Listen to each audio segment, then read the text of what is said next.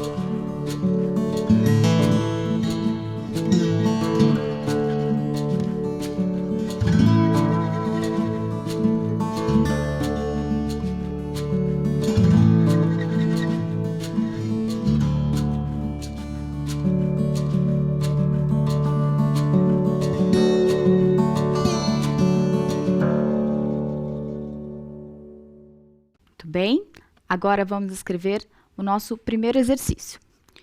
Observando as imagens e descrições, identifique os tipos de solo. Então, a gente acabou de ver sobre esses tipos mais comuns no nosso território brasileiro. Então, vamos observar.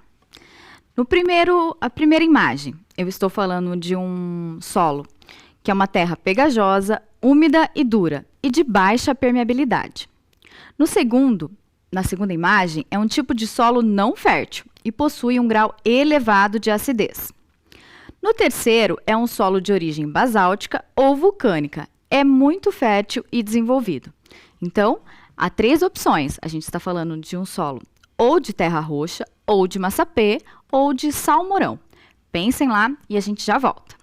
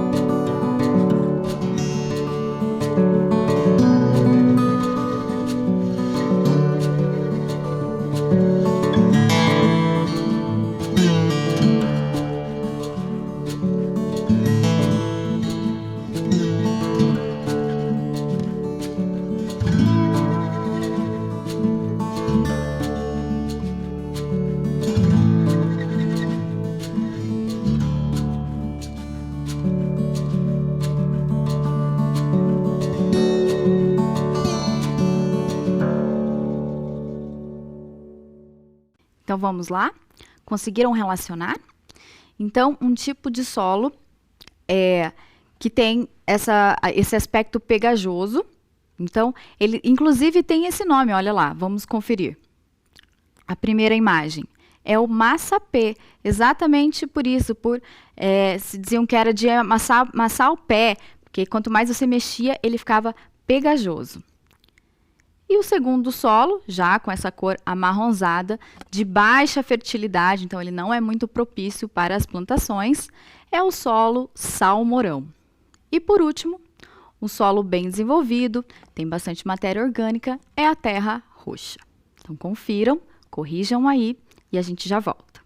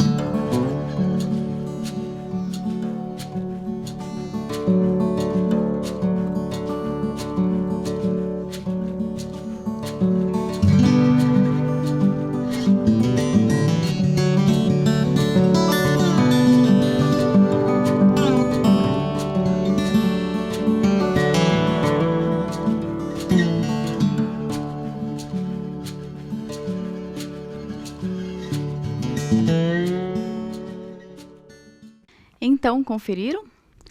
Então, dando continuidade, apenas para a gente ter um pouquinho mais de conhecimento técnico, todas essas diversificações, essas especificações são estudadas e divididas além dos horizontes que nós vimos lá, as camadas na profundidade do solo, no tipo de solo. Então, aqui tem mais algumas especificações que os estudiosos, cientistas, dividiram para melhor identificar os solos.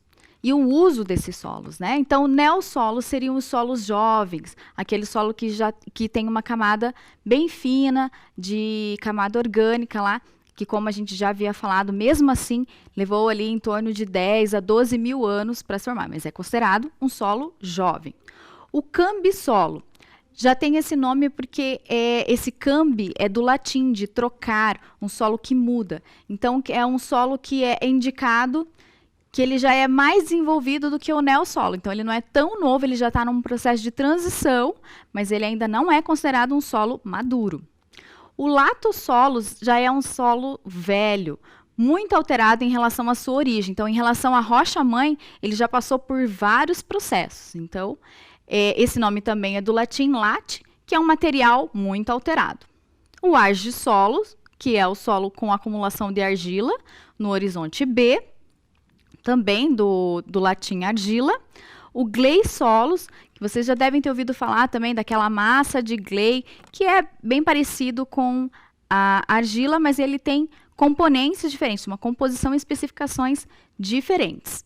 E o organossolos, que são solos com altos teores de matéria orgânica. Nome também derivado do latim, orgânicos, que é pertinente ao composto de carbono. E por que é interessante saber de tudo isso? Bom, esses estudos vêm se desenvolvendo ao longo do tempo. E, como a gente já vem comentando também, o solo é a nossa base da vida, né? Então, a gente precisa dele para se alimentar, para produzir, para viver, para construir. Então, ter esse conhecimento do tipo de solo vai dizer se aquele local é apropriado para construção, se é apropriado para plantações, para agricultura. Porque o que acontecia? Antes não havia esse estudo e acontecem aí alguns problemas com relação ao solo que nós já vamos ver. Então, olha só, olhando o nosso estado, o Paraná. Aqui a gente tem a região noroeste, a região de Umuarama, por aqui Ponta Grossa, e bem nesse pedacinho aqui está Curitiba. Então, esse é um solo, um mapa feito do estudo dos solos, que vai dizer qual é a predominância do tipo de solo naquela região. Mas é lógico que pode existir outros tipos na mesma região. Vamos ver Curitiba, por exemplo. Olha só, a legenda para cada cor daquela ali no estado. Então, a cor mais laranja, ali, um laranja mais vivo, é o cambissolo, lembra? Então, é um solo que já não é tão jovem, que está em processo de mudança. Também daí teremos aqui o latossolos, que daí já é um solo bem formado, um solo que já tem uma camada bem profunda de matéria orgânica. Então, olha só, na nossa região de Curitiba, a gente tem um latossolo, um cambissolo, um neossolo, tem só esse tipo de solo. Então, isso vai corresponder à nossa atividade econômica. Qual é a região que mais planta aqui no entorno de Curitiba? Temos também atividade econômica relacionado a calcário, ao solo de calcário. Então, todos esses estudos vai identificando o que é propício, claro, pensando também no futuro, em como preservar essa área, em como manter esse solo de maneira saudável e sustentável. Outro estudo interessante é um estudo feito no Vale da Ribeira.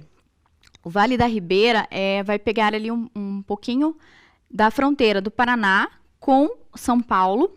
Então, do Paraná, ele pega os municípios de Doutor Ulisses, Cerro Azul, Adrianópolis, Itunas do Paraná, Bocaiúva do Sul e Rio Branco do Sul. Por que essa região é tão interessante? Então, é uma região que já apresenta alguns problemas ambientais. Então, com relação ao uso do solo muito frequente, de retirada de coberturas, ao plantio. Então, começaram a se pensar em alternativas melhores para aquela região. Ainda é uma região bem produtiva. Mas é interessante a gente pensar no que ela é mais produtiva. Então, vejam lá. Na região de Cerro Azul, por exemplo, é a citricultura.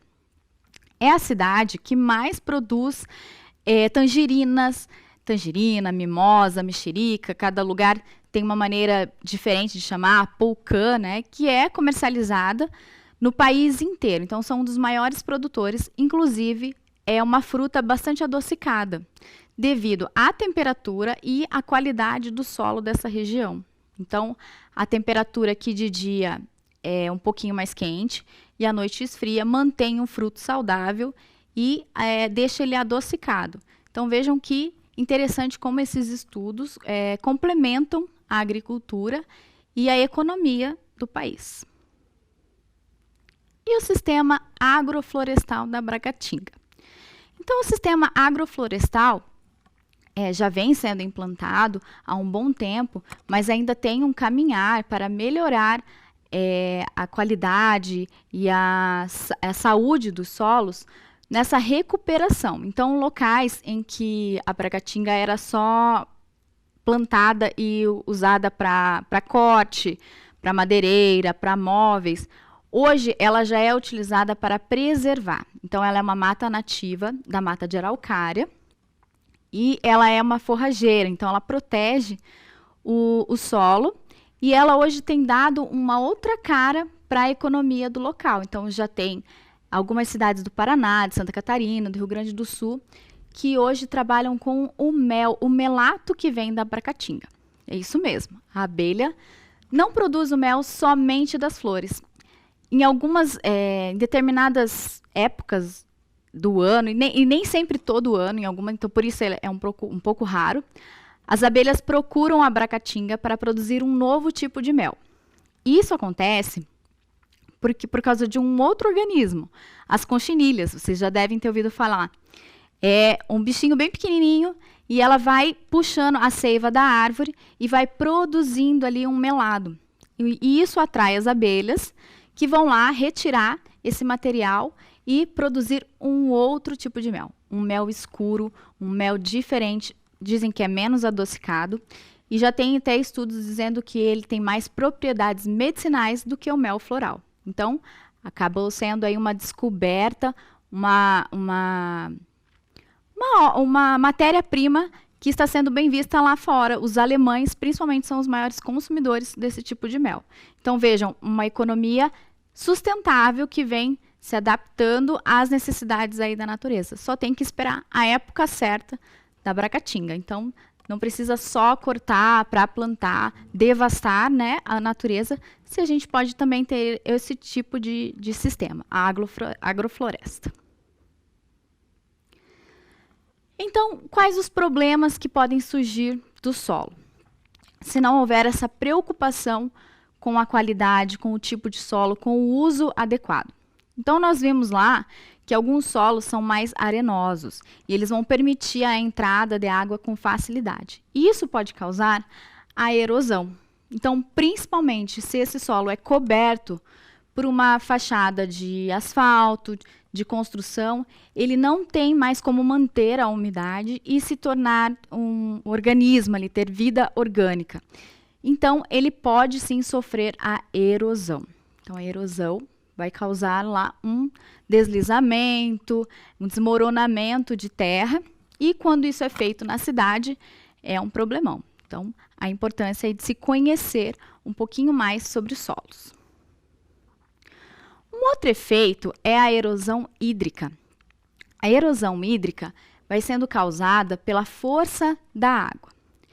E aí, ela também pode se tornar um problema.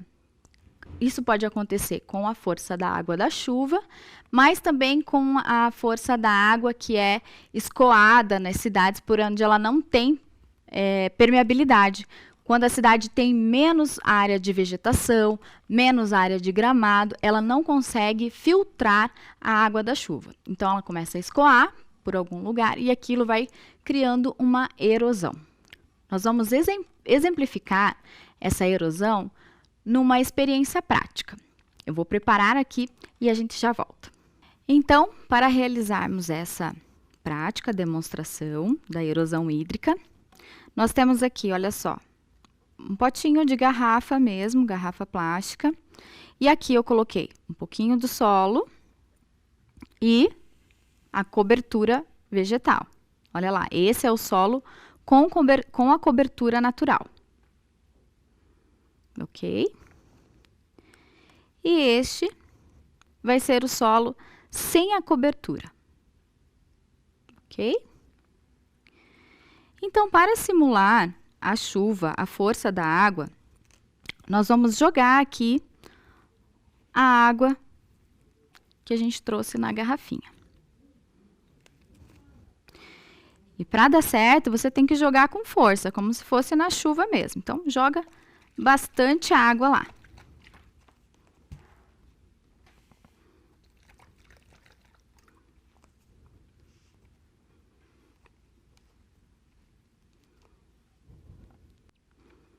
Agora aqui, no solo sem cobertura.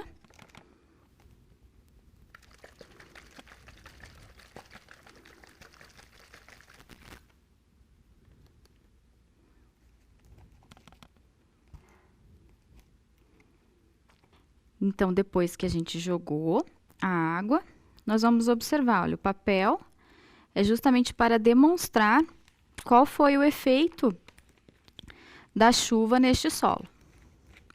Então, este solo que tem a cobertura vegetal, a cobertura natural, ele molhou naturalmente, mas o solo permaneceu preservado.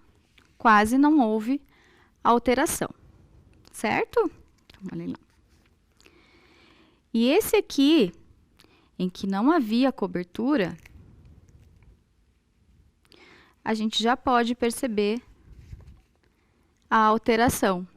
O volume, claro que aqui simbolizando uma grande chuva, mas na verdade, na realidade acontece em bem maior quantidade. Então aqui ele já foi todo, já movimentou, já retirou os nutrientes, a camada protetora que ele teria ali para continuar mantendo a saúde do solo, tá certo? Então dá para ver bem. Esse é um experimento bem facinho, vocês podem fazer em casa, com filhos, sobrinhos, netos. É bem interessante e a gente não esquece mais da importância de manter ali a cobertura natural do solo, sempre que possível, né? E continuando, então, nossa aula. Então, por que a erosão hídrica acaba se tornando um problema? A água não é bom para o solo? Sim, é boa, é importante. Mas, num solo que não segura essa água, ele só vai causar a erosão e a levada, ele vai levar os nutrientes deste solo. Então, ele não vai ser um solo fértil, ele vai ser um solo que vai ficar empobrecido.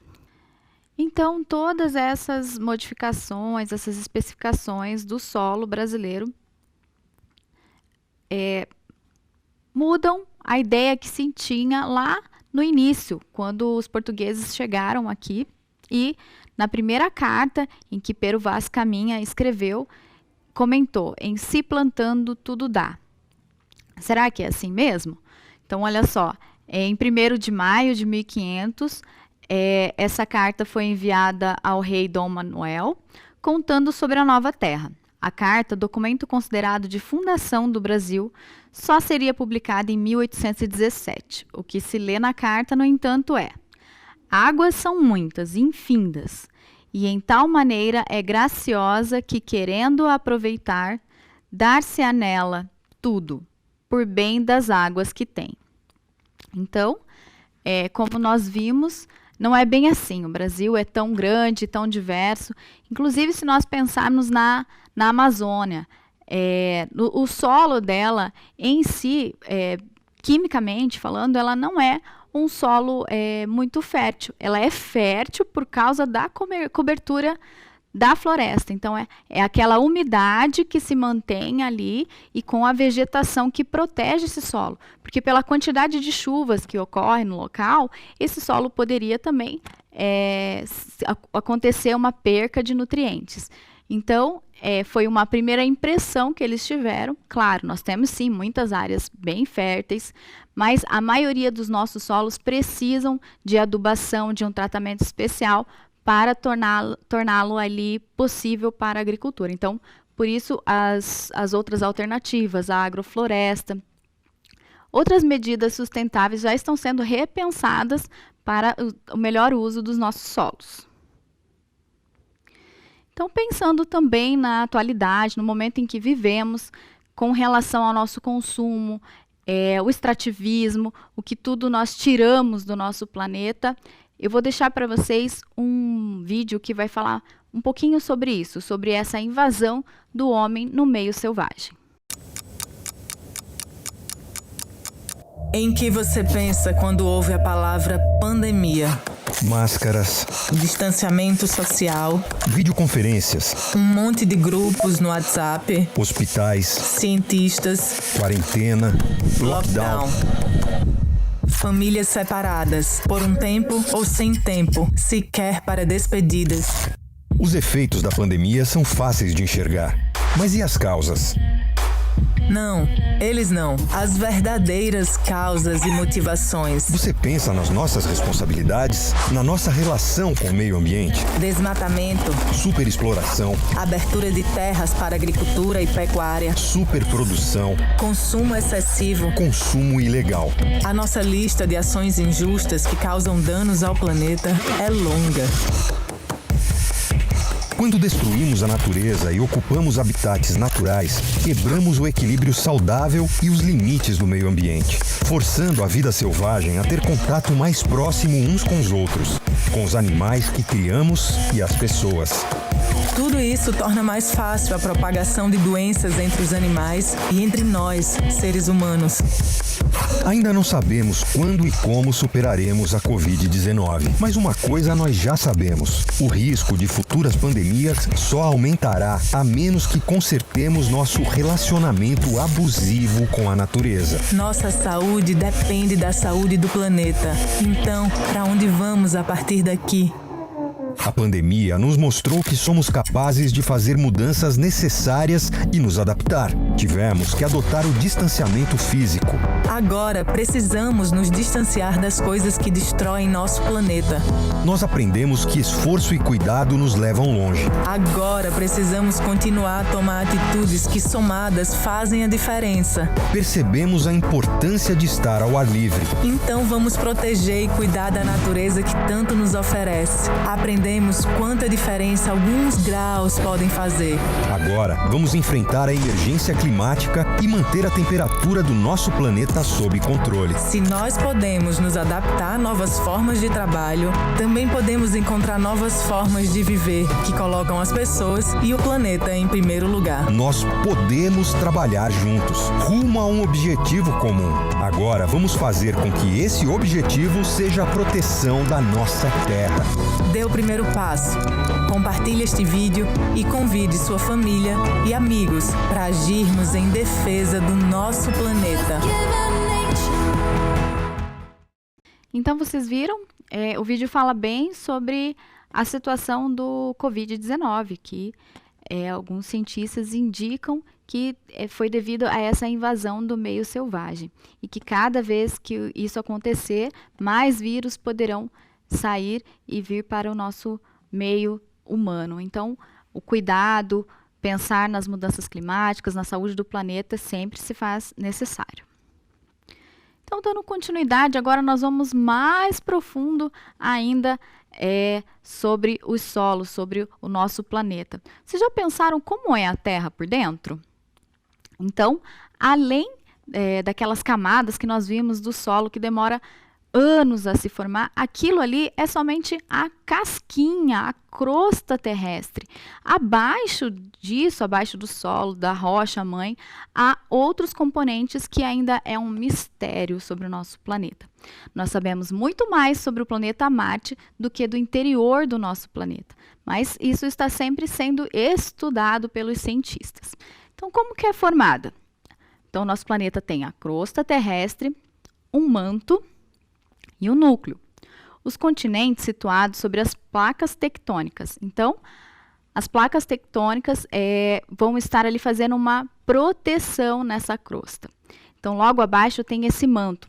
Lembra que a gente já tinha comentado numa outra aula sobre um poço bem profundo que foi escavado lá na Rússia para descobrir o que tinha dentro do planeta? Em um determinado momento, a temperatura tão alta não deixou mais possível essa escavação. Então, até a composição da rocha não deixava mais formar esse buraco, exatamente por essa alta temperatura. Então, esse manto é como se fosse uma pasta, e a gente está ali com a crosta terrestre em cima, flutuando sobre essa pasta. Alguns cientistas também acreditam que esse núcleo, a base bem quente do nosso planeta, está sempre girando. Isso ainda não foi comprovado, mas é uma hipótese. Então, vejam lá, num modelo de movimento, o planeta como se estivesse cortado. Nossa crosta, o manto e o núcleo. Essa é uma estimativa da profundidade dessas camadas, né? Mas, como eu disse, não foi possível ainda enviar equipamento, perfurar até lá. Então, ainda são estudos e hipóteses dos cientistas. Mais uma vez, as camadas. Então, essas camadas também vão determinar a formação do nosso planeta. Então, alguns milhares de anos aconteceu a quebra dos continentes, a separação dos continentes. Isso por quê? Porque esse movimento, esse manto, esse núcleo, essa temperatura altíssima estão também sempre causando pressão. Então, há uma pressão muito grande e muitas vezes esse movimento espelha o calor para fora. Já vamos ver como que isso acontece. Então, acontece como? Através dos vulcões e muitas vezes pelos terremotos. Então, os vulcões, nós podemos verificar a existência aqui dos vulcões na América do Sul, no nosso continente. Nosso país não tem vulcões, então a maioria dos vulcões estão aqui, bem próximo à costa da América do Sul, lá dos países oposto ao nosso lado. Então, são países também que estão em uma faixa em que se acaba a placa tectônica. Nosso país não tem vulcão, quase não tem terremoto, nós já sentimos alguns tremores, mas ele é considerado um país sem terremotos, porque nós estamos numa parte fixa, numa parte sem rachaduras das placas tectônicas. Olha só os vulcões. Então, como nós vimos, algumas rochas, alguns tipos de solo se desenvolvem partindo do magma, da larva que vem de dentro do planeta, e depois, quando ela seca, se torna uma rocha, e ali, com a ação do tempo, de milhares de anos, vai se tornando o nosso solo.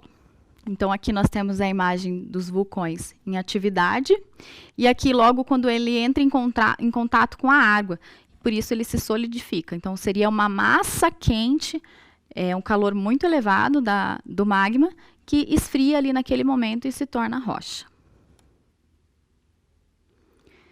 E os terremotos? Por que os terremotos acontecem? Então, a gente tem uma imagem aqui que muitas pessoas devem lembrar sobre o terremoto no Haiti. Aqui, então, era a casa presidencial e logo depois como ficou após o terremoto. Aqui, inclusive, é uma igreja onde tinha a nossa paranaense Zilda Arnes e acabou falecendo no local nesse evento. Então, foi um evento que marcou bastante, pois devastou o país e deixou muitos mortos e feridos. Então, é um evento natural do processo da Terra. Porém, ainda é muito difícil de se medir a magnitude dele. E olha só como acontecem as divisões das placas tectônicas. Então, abaixo da crosta, ali, um pouquinho antes, entre a crosta terrestre e o manto, que há dentro do planeta, existem as placas. E onde há divisão, é onde ocorrem os terremotos e o surgimento dos vulcões. Por quê?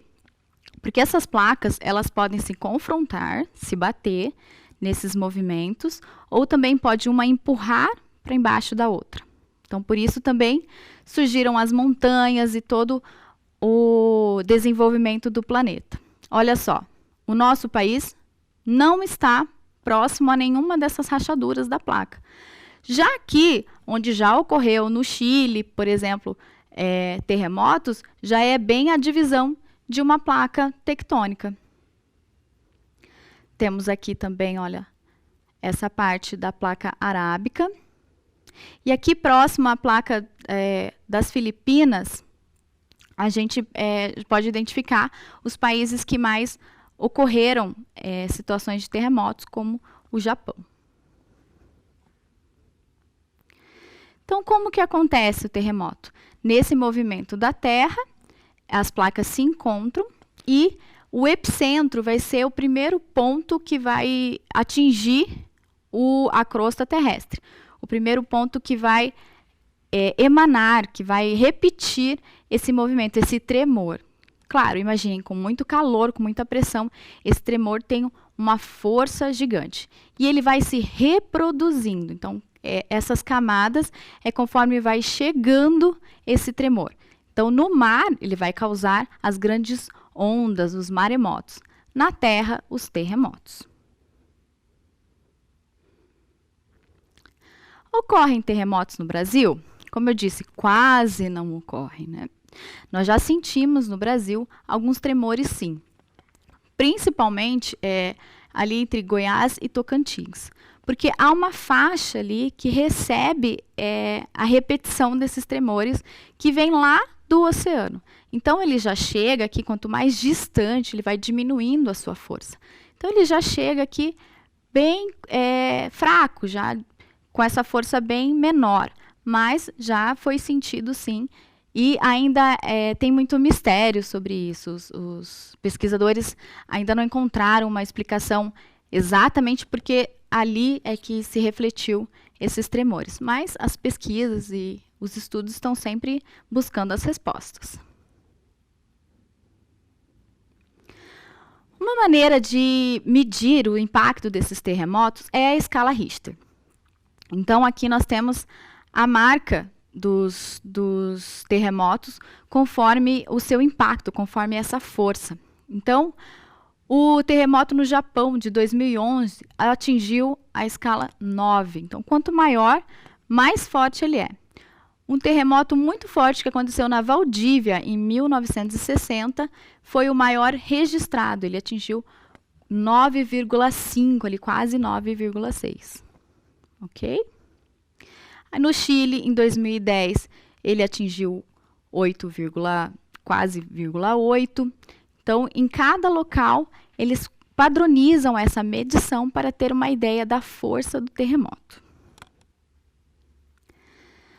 Então, pensando em todos esses impactos, em todas essas informações que a gente busca a respeito do nosso planeta, uma maneira da gente pensar no futuro e mudar as nossas atitudes, tentar prevenir, tentar diminuir as intervenções da natureza, né, diminuir os problemas da natureza, do meio ambiente, é pensar na nossa pegada ecológica.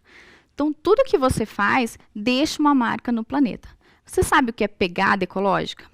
É o quanto você usa dos recursos do planeta para levar a sua vida, para viver. Vocês já pensaram sobre isso? O que você usa de água, o que você usa de energia, tudo isso diz sobre os seus hábitos e como você está se relacionando com os recursos do planeta. Olha só, então esse é um cálculo do seu estilo de vida com o que o meio ambiente tem a oferecer. Quais são as partes, quais são os segmentos que ele vai calcular? Como que é a tua alimentação, a tua moradia, os seus bens de consumo, os serviços que você utiliza, se você utiliza tabaco e o transporte. Então, a maneira como você vive. Vocês já pensaram quanto combustível fóssil você está emitindo no planeta? Quanto você usa do seu carro? Quanta água, quanto recurso é utilizado para fazer essa roupa que você compra? Os equipamentos eletrônicos, quantos componentes, quantas rochas, quantas pedras precisam ser retiradas. É mais ou menos nesse sentido que a pegada ecológica raciocina. Então, vocês podem procurar, tem sites também que fazem esse cálculo, e você vai colocar lá, na sua alimentação. A sua alimentação é basicamente de frutas, verduras, você é vegetariano, você consome mais carnes, menos carnes, mais carnes vermelhas, carnes brancas. Ele vai perguntar sobre esses seus hábitos alimentares, fazendo você refletir também sobre o alto consumo de carne vermelha. Então, quanto mais precisa-se de carne vermelha, mais precisa de pasto. Então, mais causa desmatamento.